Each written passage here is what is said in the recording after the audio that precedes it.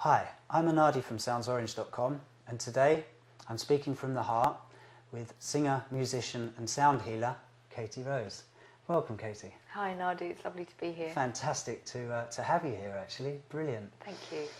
I'd like to speak to you about your two albums that you have up on Sounds Orange, The Singing Tree and Shiva's Rain. Thank you, yes. It's lovely. So, The Singing Tree is the first one I'd like to talk to you about. What inspired you? I was very inspired by nature and very inspired by trees. I studied Kabbalah, which is the tree of life, and which maps out all levels of our existence. So in many ways, and when we look at many different spiritual traditions, we find trees are at the centre of many spiritual profound practices. And there are lots of mythologies around trees. And I felt very inspired and very compelled as well by seeing the destruction of trees to then dedicate an album to trees. And I personally believe that sound is felt and it goes out into the world and has a resonance. So I believe that it is that when you dedicate sound, if you chant for something, if you sing for something, it really will travel to that place that you intend it to go to. So there was that dedication. There was also just wanting to explore chant combined with my own original material. I've been very inspired by chant and mantra for a number of years, and I've seen, having worked with different people and led workshops and singing groups and kirtans and things, I've seen the effect that chant has on people, and I wanted to bring that in, but in a way that was accessible for people, and that could be accessible in musical forms that were like songs and that were like contemporary music, so it didn't feel like it was something that was esoteric and out here. It was actually something people could relate to as well. Fantastic. And I do think that people can relate to The Singing Tree rather than it being a new age only album. Thank you. It definitely has that feeling of nature about it, so I think you've encapsulated that in the feel of the feel of the album, you know. Thank you. And I know that Angels is a very popular song. Yes, thank you. Yeah, that one is. That's available for free download, isn't it? It is actually, yes, yeah. Yes, Thanks that's my gift. That. That's my gift for everyone here on Sounds Orange. So that's lovely. But it's a fun track, that one, and it was actually inspired by a moment I had where I was going through a big change in my life, and I just had to do a big letting go, and I didn't know what was going to happen, but literally I was actually in the showers, and that song came to me, and it was so comforting. It was so comforting at that time where I personally needed a little bit of comfort, and it really was like saying, it's okay, you know, there is guidance, there's support for you. And I personally believe that there is an angel within each of us, and that we each have that capacity, particularly when we sing and we express ourselves, to really express the highest potential that we are.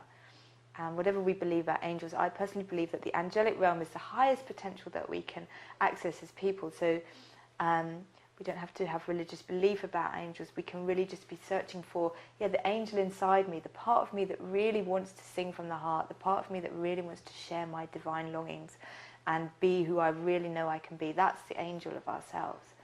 And then when we're offering from the angel, you find that you're often moved to give in love and to give in service, because that's the nature of the angelic self. So people do relate to that song, and particularly children, actually. One of my friends takes it around schools in South London and gets all the kids singing along to it, and which sounds fabulous. I've got to go and visit them and watch them doing that, because I so want to see them. So so it's a beautiful song that came to me and I really believe these songs aren't really mine, actually. That song came to me and comforted me, and I'm really delighted I can share it with people and that people enjoy it. Fantastic. And that's quite a compliment to you. Oh, thank you. To have kids singing it in schools, right? Yeah, that's right. That's brilliant. Yeah, that is a compliment. And I think kids are very discerning, kids, and they know what they like and what they don't like, and so I do take that as a compliment. Yeah, absolutely. Yeah. Absolutely. And Shiva's Rain, what inspired that album? There's two things with Shiva's Rain. Firstly is the deity Shiva. In Hindu mythology, he represents the aspect of destruction, transformation and change. And that can sound a bit scary, but actually we need to have destruction in order for anything new to be created. We need to be able to let go if we want to have anything new happen in our lives. So I was going again through a certain period of my life where I found myself singing these chants over and over again. And I found them very cleansing, very powerful, very helpful for me. I also noticed when I led them in groups, particularly that sound shh has such a cleansing kind of, and yeah, almost watery feel to it. And it felt like, for me, it sometimes feels like standing in a storm of water and letting it pass through me, because Shiva's also kind of associated with Neptune, and his hair is said to be the water of the Ganges. So there is all this watery connotations around Shiva, and when we allow, we don't have to be Hindu, or we don't have to have those beliefs if we're not of that faith, but we can relate to the part of ourselves that knows how to be with destruction and knows how to let that through us, and for that to be positive. And then the second part of the inspiration came from water. And as you may remember, there was a huge oil spill in the Gulf of Mexico not so long ago, and really struck me, really hit me at the core. And seeing the pictures of the creatures covered in oil and knowing what impact that had had on the water was just phenomenal. And for some reason I'd already been writing a lot of material around water, so that kind of cemented it for me. And this song came that was about a mermaid, and it felt like the voice of a creature speaking to me and saying, look, this is what it was like. And it felt like a plea, like to say, please listen to the sea, please listen to the water, because it is precious, and when it's polluted, the consequences are vast for all of us. Oh, absolutely. And I think a lot of people were shocked by that incident. Yeah. You know, the oil spill. So when it comes to chanting, Yes. you work quite a lot with chanting, don't you? Yeah. Chanting's really important to me. It has been for many years, and spiritual songs of all sorts. In fact, since my early childhood, I grew up singing in churches. So for me, spirituality and singing have always been intertwined. And for me, it's the most direct way to connect with our spiritual essence, or the bigger picture, or whatever that is for you personally. And chant has this way of moving through us, and the sounds of each chant and the textures of each chant, and also the intention behind every chant, really does generate powerful effects and changes our well-being, I believe. Oh, absolutely. Yeah. I mean, that is my experience as well. Yeah. From chanting. Yeah. So to come back to Shiva's Rain, you sort of touched on the water side of the inspiration behind that album. I mean, water is something that we really take for granted. We turn on a tap and it flows. Yes. Obviously, that's not the case all around the world. No. So, how did that come about in Shiva's Rain? Was that part of your inspiration? Yes, and it became more so because, as I say, after the oil spill, I then started researching about what was going on with water. And I became aware of some pretty scary facts, and one of which is that there's only about 2.75% of the world's water is actually water we can drink. The rest of it's all salt water. Right. So, and the amount of that that's being polluted is vast.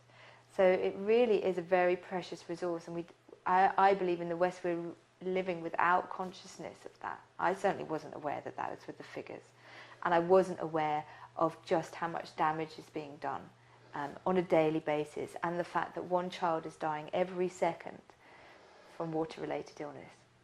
Now that's staggering if we just think, in the time that I've spoken to you, all these children have died. I mean, it's something I can hardly take on board, really. So I then, I felt very passionate and very moved by all these things I discovered, and I released the album.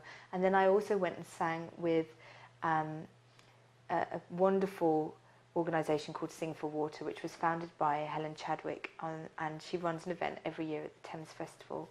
And I went and sang as part of a choir of 800 people, all singing for water.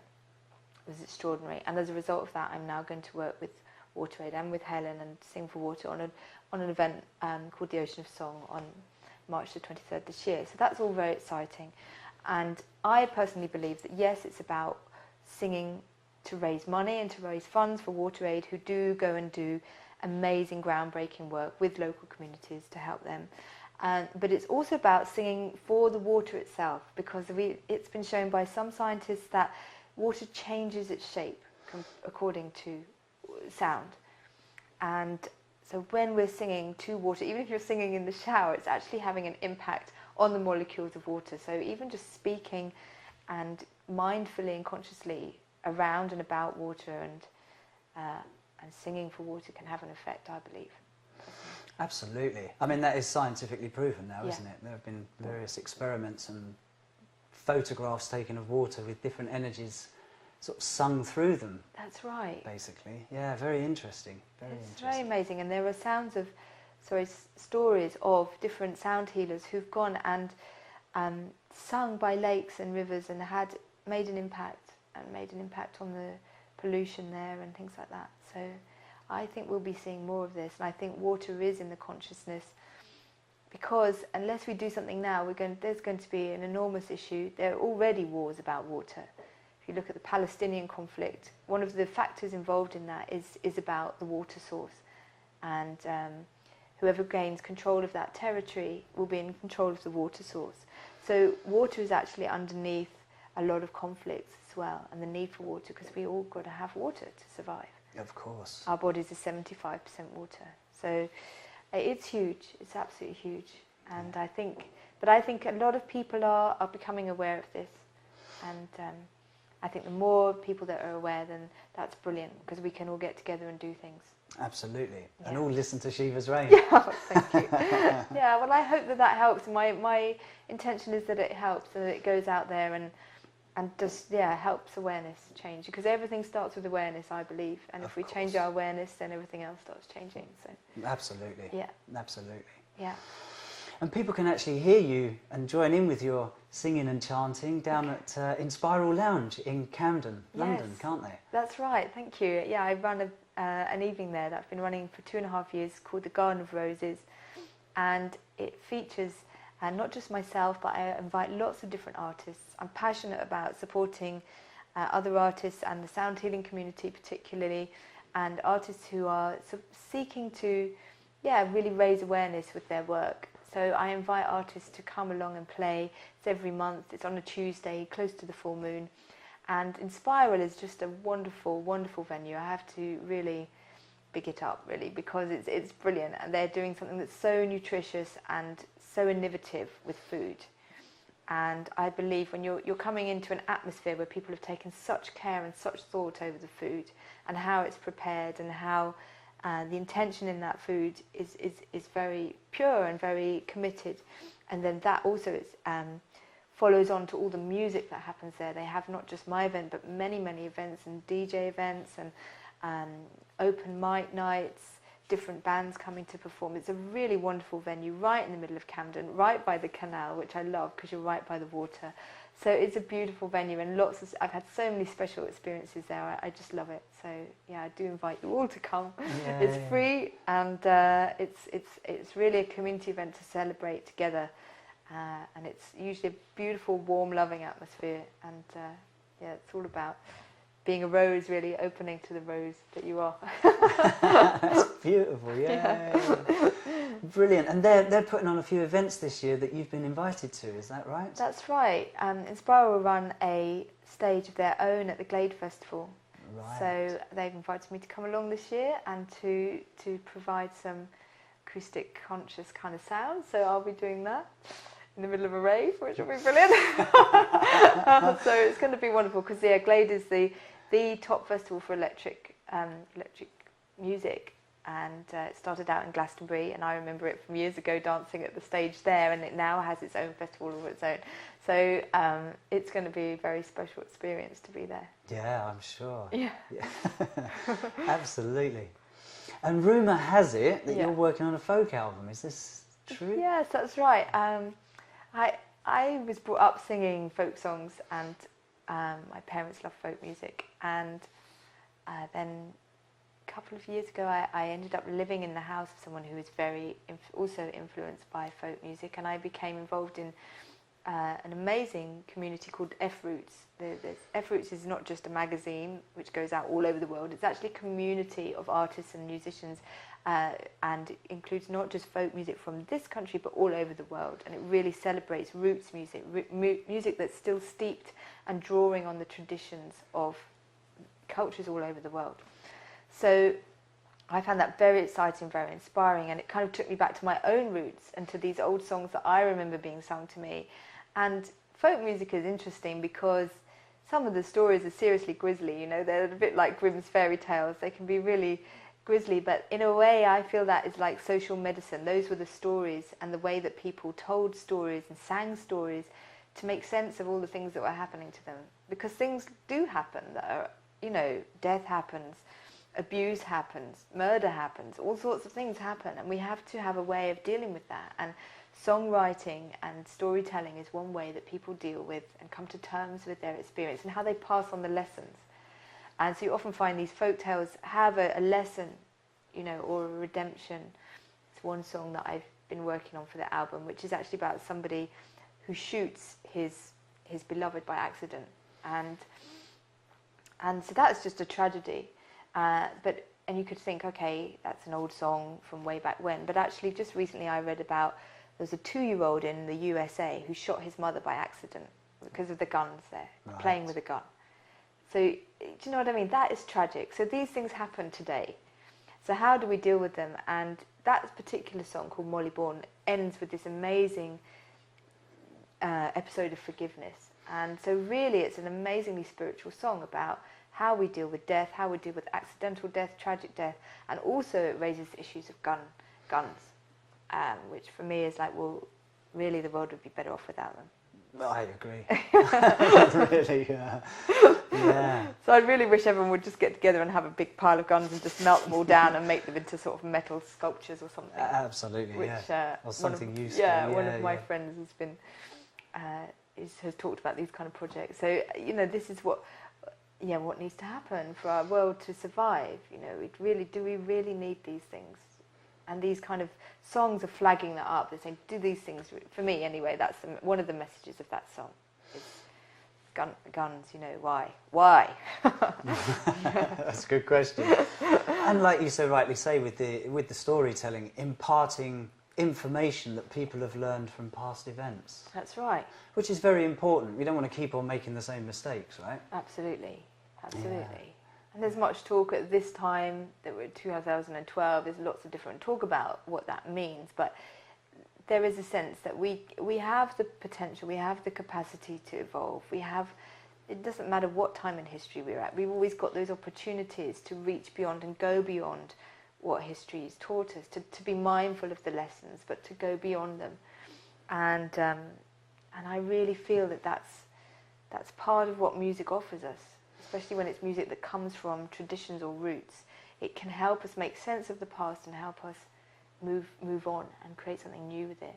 And I'm really interested in the dynamic way that people are using folk music now. There's a lot of very experimental music, so it doesn't have to be sung a certain way. And for example, I'm very interested in putting my work with mantra and chant together with folk song, and I know other artists like Chloe Goodchild is also interested in that kind of journey. And her work is amazing and really worth visiting and looking at. So it's really about, you know, there has been this blossoming of interest in folk music, and why is that? And what is it about those stories that are reaching people still? And they are still relevant to this moment. Of course they are, yeah. Definitely, yeah. I mean, they're people's experiences, and that's always valuable information. Yeah. Or can contain valuable information. Yes, absolutely. You know, yeah, totally. Another thing I was hoping to speak to you about was the Big Om event that's coming up. Yes, wow, that's an extraordinary event I've just been invited to with the Barefoot Doctor, and it's going to feature 20,000 people singing together, singing the sound of creation, the Big Om. And so that you that don't know that, but I'm sure everyone does, is that the Om is the sound at the beginning of everything. So we could say the Om is the Big Bang, the Om is let there be light, whatever you want to call it. The Om, we can look in science, we can look in various traditions, various creation myths, we found sound is at the beginning of everything. And so bang, basically. There's going to be this enormous, huge, big bang of an Om released into the atmosphere. It's going to be 21/12/2012, that's the date. So this is a very significant date and supposed to be the end of the Mayan calendar and all of that. There's lots of speculation that might happen. We might all go bang anyway, but who knows? But I think also it's guaranteed to be the most enormous party because there's going to be amazing DJs worldwide, internationally famous DJs playing there, as well as kirtan singers, Nikki Slade, and a number of other amazing people involved in that event. And of course the dear, good, wonderful Barefoot Doctor himself, who's been the conduit of magnificence in bringing that all together. And bless him, because he is an extraordinary person, and what he does is amazing. And I think he is a genius in bringing together so many different strands of musical awareness and consciousness, and it's going to be an extraordinary event, so I'm deeply excited to be part of that. Absolutely, I can't wait to hear 20,000 people chanting on. I know, That's going to be brilliant, really. And this is it, because the force of sound changes everything. It really does, and it really, really does. Even if it's just one kind word from someone. I'm sure we can all remember times in our lives when someone has just come up and said the thing that we needed to hear, or something comforting, or something inspirational, and that one word can have all of that impact. So imagining 20,000 people singing one of the world's biggest words, or the biggest sound of creation all together, that is just going to have a profound effect on so many levels. Absolutely.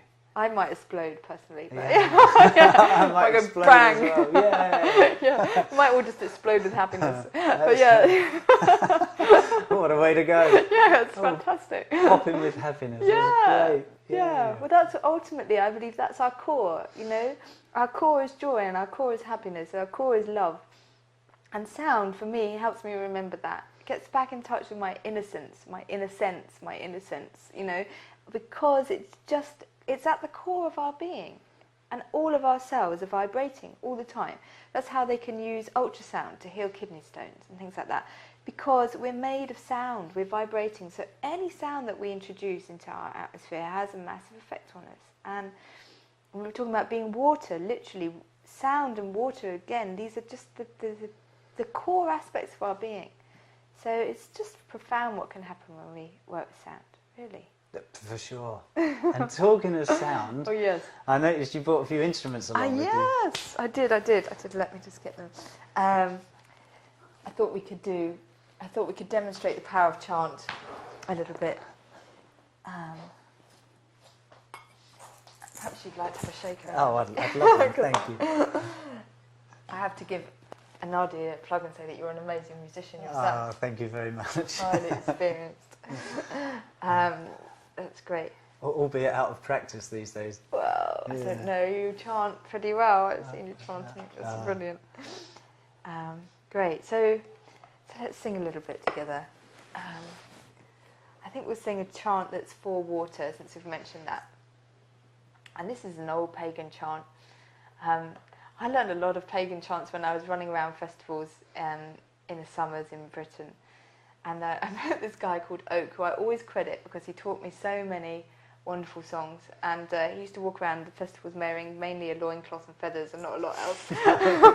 And we would have these experiences in tents, singing, nothing else, and drumming and getting high on chanting, really. And that's what I found. It's about natural highs. I found that for me, chanting and sound, when you use them intentionally, you know, forget about drugs, forget about alcohol. We don't need those things. We can use them, they can open gateways, but for me, sound is liberating an ecstasy inside ourselves that is beyond chemical induction, for me anyway. Absolutely. No, I'd agree with that. Okay, so let's induce some ecstasy. Okay.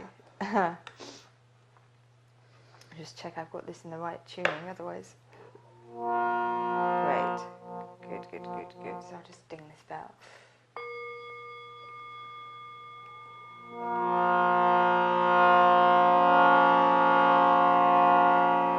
So I'll sing a line at a time, perhaps you'll sing back with me. Okay. Yeah. I'm up for that. Okay. Very much so.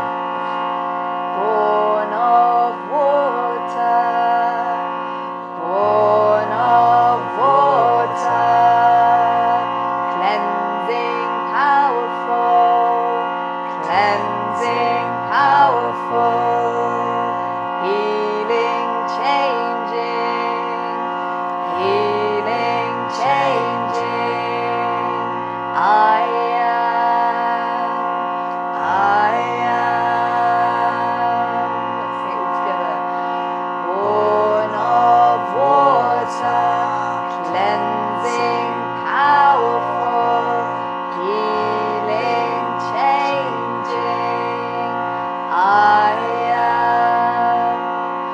born of water, cleansing, powerful, healing, changing.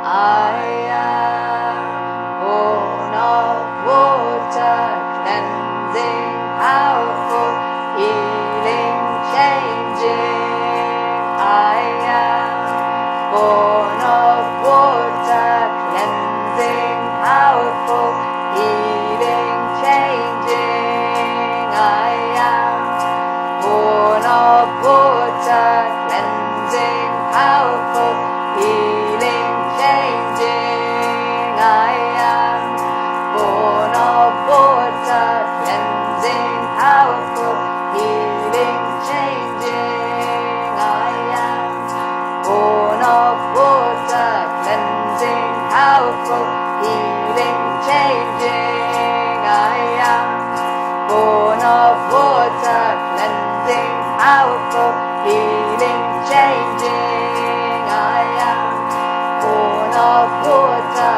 cleansing, powerful, healing, changing. I am born of water, cleansing, powerful, healing, changing.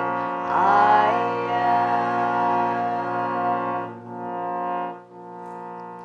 Beautiful, thank you very much. My pleasure. That's great. That's really fantastic. That's just a little taster of chanting, and it's nice to do a pagan chant. Yes. I think a lot of chants that people are aware of are more from the Eastern, Indian traditions. Yes. Or. Yeah, and I think it's important to chant in all sorts of different languages and to honour all the diversity of practices, because for me personally they're all branches of that big tree of life that we're all part of. So there's so much we can learn from exploring different practices, and I love Sanskrit chant and I love pagan chant and I love what each of these has to offer. And also, yes, it's important for me sometimes to sing in my own language, just because that links me into that old tradition of this particular piece of earth that I happen to be on. Absolutely. It's not about being nationalistic. I'm not nationalist, but we just have to sometimes honour the earth on which we are. Absolutely. And some of those songs sprung up from people who were connected to those elements and to that part of the earth. So. Yeah, I absolutely agree. Yeah. So, Katie, if you could put into one sentence or into a paragraph your message to the world, what would that be? It would be to say that sound is love. Sound is love. Sound is love. Sound is love, and that at the centre of your being is love, and singing is a great way to remember that. Sounding is a great way to remember that. And my personal mission statement for myself is that I'm committed to using sound and song as a means of social, political, personal, ecological transformation. I believe sound has the capacity to break down barriers of all natures, and to promote tolerance, and to promote peace, and to promote compassion, and to promote love, really. That's what it's doing. It's getting us back in touch with the core of ourselves, who we really are, and who we really are, I believe, is love. And that's, ultimately the collective experience. And yet we're all so uniquely different. So sound offers us, because each of us has a different voice, and each of us has a different note to hold in this massive symphony that we're in. So it's not like trying to all be the same, not at all. It's really about celebrating the beauty of every single person within the great ocean of sound. Yeah. Beautiful. Fantastic. Online resources, do you have any that people can look at the work you're doing and find out more about you? Oh, thank you. Yes, that's my website, which would be www.therosewindow.org. Also on Facebook and Twitter and those places. So please feel free to come and tweet and chat and all of that. But yes, my website does have resources, and I do give out free songs, and I also have a newsletter that I run every month, which includes information and a listing service, not just on my own events, but also sound healers working across London and beyond. As I said, I'm passionate about really supporting and sharing about the whole sound healing community, because it has so much to offer, so much consciousness around sound that's coming to our awareness. And I read something staggering, actually, just on an amazing community called Sounds Travels. That's another amazing forum for discussing discussion of sound, and it was saying that 50% of people will walk out of a shop because of the music. Wow. Yeah, 50% of people will actually leave a shop because the music either doesn't fit with them or whatever. And there's a lot of use of sound for marketing and in part of adverts and jingles, and so we're always getting bombarded by kind of invasive sounds. So for me, when we can choose the sounds and we can be conscious about sounds, we start taking our power back. Absolutely. From being bombarded by these kind of experiences, and we can start choosing, well, what sound really resonates with me, and what is my own sound, what is my contribution, what is my voice, what do I need to say, what do I need to sing in the world, what is my inner music that I need to share with the world. So so there are many resources where you can connect in with not just myself but other sound healers that are offering those kind of very, very empowering experiences of sound, which allow you to become, you know, a master of yourself and your own sounds. Fantastic. Okay. Katie, thank you very, very much. My pleasure. It's been lovely to be here. It's been great. It really has. I've really enjoyed it. Thank you very much. And thank you also for your lovely chant. Thanks for singing with me. You're welcome. Thank you. Cheers.